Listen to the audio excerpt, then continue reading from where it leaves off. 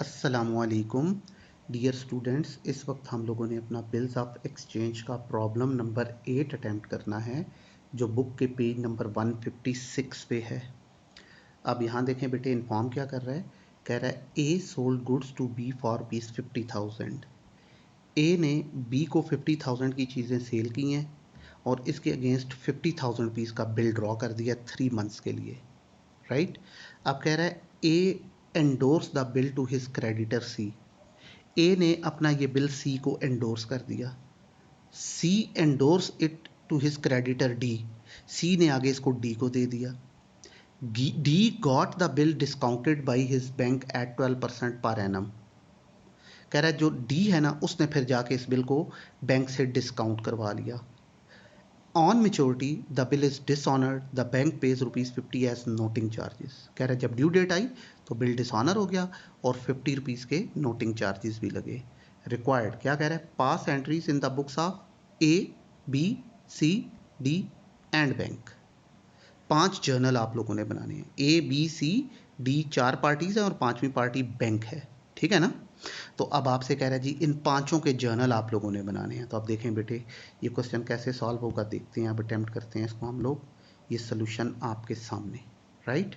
तो अब इसमें देखें, ये 5 जर्नल आपके सामने बने पड़े हैं। ये रहा journal of A, journal of B, journal of C, journal of D और जर्नल ऑफ बैंक। ये 5 जर्नल आपके सामने पैरेलल पड़े हुए हैं जी, ठीक। तो अब हर जर्नल में कॉलम क्या बन जाएंगे, date, particulars, debit, credit. LF भी बनना है, अब स्पेस इतना नहीं था तो मैंने फिर जो है वो एलएफ का कॉलम नहीं बनाया, बाकी सारे कॉलम्स बने हुए हैं। डेट, पर्टिकुलर्स, डेबिट, क्रेडिट सब में ये बन गए। रुपीज़ सब के नीचे ये आ गया, ठीक है। अब बेटे हम लोग स्टार्ट लेते हैं। तो सबसे पहले हम जब बिल ऑफ एक्सचेंज के क्वेश्चन को अटेम्प्ट करते हैं तो कितने स्टेप होते हैं, 4 स्टेप। पहला स्टेप सेल एंड परचेज। तो ए ने चीज़ों को सेल किया है, ये अपनी बुक में सेल्स अकाउंट को क्रेडिट करेगा। बी ने परचेज किया है, ये अपनी बुक में परचेज को डेबिट करेगा। अब ए के पास डेबिट नहीं है, ये बी को डेबिट कर लेगा। बी के पास क्रेडिट नहीं है, ये ए को क्रेडिट कर लेगा।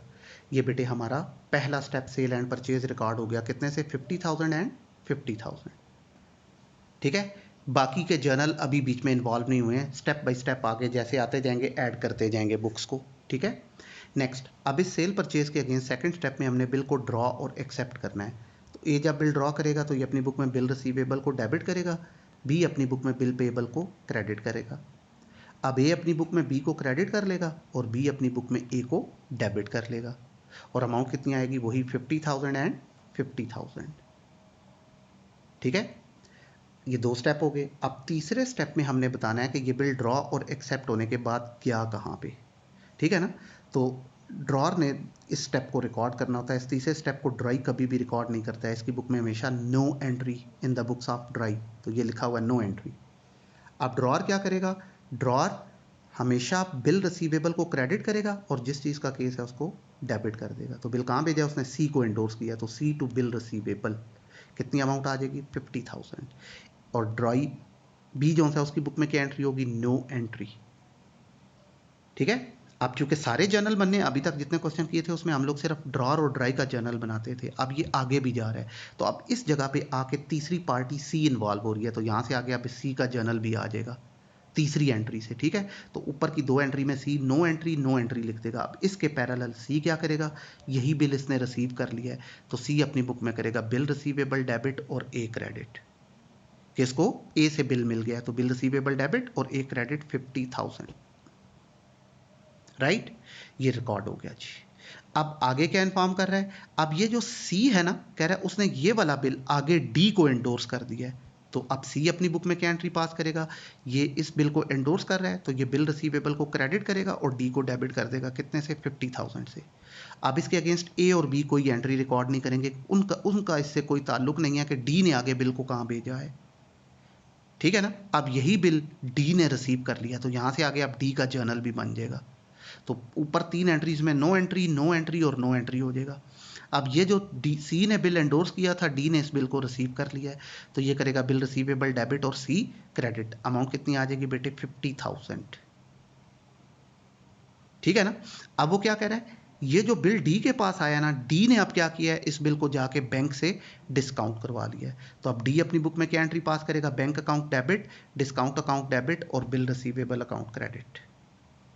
ठीक है, तो अब बिल रिसीवेबल तो 50,000 से हो जाएगा क्रेडिट। अब वैल्यूज कैसे आएंगी, ये उसने डिस्काउंट का रेट बताया, 50,000 का बिल है, 12% में डिस्काउंट करवाया है। अब बिल का ड्यूरेशन कितना था, 3 मंथ, तो 3/12, तो ये 1500 डिस्काउंट हो गया बेटे। तो ये 1500 रुपये का डिस्काउंट आप लोगों ने यहाँ पे लिख लिया। ठीक है ना, तो 50,000 में से 1500 डिस्काउंट हो गया, तो 48,500 बैंक में चले गए।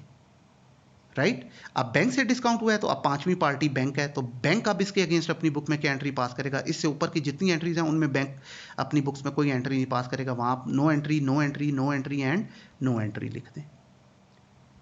ठीक होगी बात, नहीं जी। अब डी इसके अगेंस्ट अपनी बुक में क्या एंट्री पास करेगा, अब वो बिल रिसीवेबल इसके पास आ गया, तो ये करेगा bill receivable account debit to D credit to discount credit. Discount करके बैंक ने पैसे दिए हैं, लेकिन पैसे एट द स्पॉट बैंक पे नहीं करता, बैंक डी के अकाउंट में ट्रांसफर करेगा कि चेक के जरिए निकलवाओ आप। ठीक है, तो इसलिए ये बिल रिसीवेबल को डेबिट करेगा, डी को क्रेडिट करेगा और डिस्काउंट को क्रेडिट कर देगा। तो 50,000 से बिल रिसीवेबल डेबिट हो गया, डी के अकाउंट में 48,500 क्रेडिट हो गए और डिस्काउंट जो है वो 1500 से क्रेडिट हो गया। अब इसके अगेंस्ट सी, बी और ए कोई एंट्री रिकॉर्ड नहीं करेंगे कि उनका इससे कोई ताल्लुक नहीं है। लें बेटे, अब क्या कह रहा है कि जब ड्यू डेट आई ना, तो ये बिल हो गया है डिसऑनर। ड्यू डेट पे क्या हुआ है, बिल डिसऑनर हो गया है। ठीक, तो अब डिसऑनर की सिचुएशन में यहां से सारा बेटे रिवर्स शुरू हो जाएगा काम। ठीक है ना, अब क्या होगा, डी क्या करेगा, बैंक क्या करेगा, जब ड्यू डेट पे बिल डिसऑनर होगा तो बैंक अपनी ये वाली एंट्री उलट देगा। हर पार्टी अपनी एंट्री जो सी है ना वो रिवर्स कर देगी। ठीक है, तो चलें पहले ड्रॉर और ड्राई की बुक में एंट्री पास करते हैं कि वो क्या करते हैं। तो असल में ड्रॉर और ड्राई कौन है, ये और ये थे जहां से क्वेश्चन स्टार्ट हुआ था। तो ये ड्राई है, ड्राई अपनी बुक में इसकी क्या एंट्री पास करेगा, वो हमेशा बिल पेएबल, पैसे दे चाहे ना दे, बिल पेएबल को डेबिट करेगा। अब पैसे दिए हैं तो क्रेडिट में कैश, नहीं दिए तो क्रेडिट में ए, तो पैसे नहीं दिए इसलिए क्रेडिट में ए आएगा। अब नोटिंग चार्जेस भी लगे हैं, तो वो नोटिंग चार्जेस 50 रुपये इसका एक्सपेंस बनेंगे। तो ये एंट्री करेगा, बिल पेएबल को 50,000 से डेबिट करेगा, नोटिंग चार्जेस को 50 रुपये से डेबिट करेगा और ए को क्रेडिट कर देगा 50,050 से। ठीक, अब ड्रॉर क्या करेगा, ड्रॉर हमेशा अपनी बुक में ड्राई को करेगा डेबिट। तो ड्राई कौन था, बी, तो इसने अपनी बुक में बी को डेबिट कर दिया। ठीक है, और क्रेडिट किसे करेगा, बिल के होल्डर को। तो बिल कहां था, वैसे तो देखें इस वक्त बिल बैंक के पास है, लेकिन ए ने देखना है कि उसने बिल को कहां तक पहुंचाया था। ए के पॉइंट ऑफ व्यू से बिल कहां है, वो सी तक गया था, सी ने आगे से डी को दिया था, डी ने जाके फिर डिस्काउंट करवा के बैंक को दिया था, तो डी से बैंक को पहुंचा है।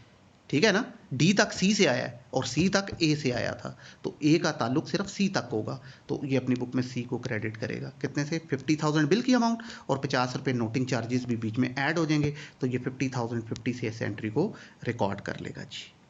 ठीक है, ये तो ड्रॉर और ड्राई की बुक्स में एंट्रीज हो गई। अब बाकी पार्टीज क्या करेंगी, बाकी ये तीनों पार्टीज अपनी अपनी एंट्री को रिवर्स कर देंगे।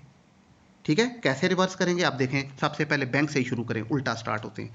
बैंक ने क्या किया था, डी को क्रेडिट किया था ना, ये एंट्री उलट जाएगी, अब डी डेबिट हो जाएगा और बिल रिसीवेबल क्रेडिट हो जाएगा, डिस्काउंट बीच में नहीं आएगा। अब देखिए, हमने ये भी डिस्कस किया था कि नोटिंग चार्जेस को फॉर द टाइम बिंग वो पार्टी पे करती है जिसके पास बिल होता है। तो बिल किसके पास था, बैंक के पास था ना, तो नोटिंग चार्जेस की पेमेंट इस वक्त बैंक ने की है, इसलिए कैश इसकी बुक में क्रेडिट होगा 50 से।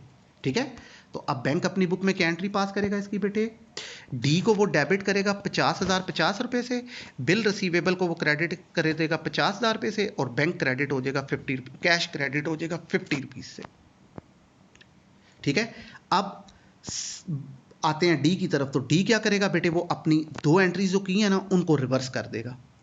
तो अब आप देखें यहाँ पे, देखिएगा ज़रा, ये डी का जर्नल ये है, यहाँ पे बात करते हैं। तो देखें बेटे, ये बिल रिसीवेबल डेबिट में और बिल रिसीवेबल क्रेडिट में ये तो कट गए, तो बाकी क्या बचा है, बैंक और सी है। अब इसको उलट दें तो सी डेबिट में आ जाएगा और बैंक जो है वो क्रेडिट में चला जाएगा, डिस्काउंट डिसऑनर वाली एंट्री में नहीं आता है। ठीक है ना, तो अभी मैंने कहा एंट्रीज को उलट देना है। तो पहले अब आप देखें, ये डी की बुक में ये दो एंट्रीज हुई थी, तो इसमें बिल रिसीवेबल डेबिट और बिल रिसीवेबल क्रेडिट जीरो हो गए, तो बाकी क्या बचा, सी क्रेडिट में डी डेबिट में है। अब इसको उलट दें तो अब एंट्री क्या हो जाएगी, सी टू बैंक, कितनी अमाउंट आ जाएगी? 50,000 बिल के और 50 रुपीज़ नोटिंग चार्जेस के, 50,000 50 रुपये। ठीक है, अब इधर आए इसकी बुक में, सी की बुक में। आप सी भी अपनी एंट्री को रिवर्स कर देगा तो देखें ये दो एंट्री थी यहाँ पे था, तो ये देखें अगेन यहाँ पे बिल रिसीवेबल डेबिट और बिल रिसीवेबल क्रेडिट ये जीरो हो गए।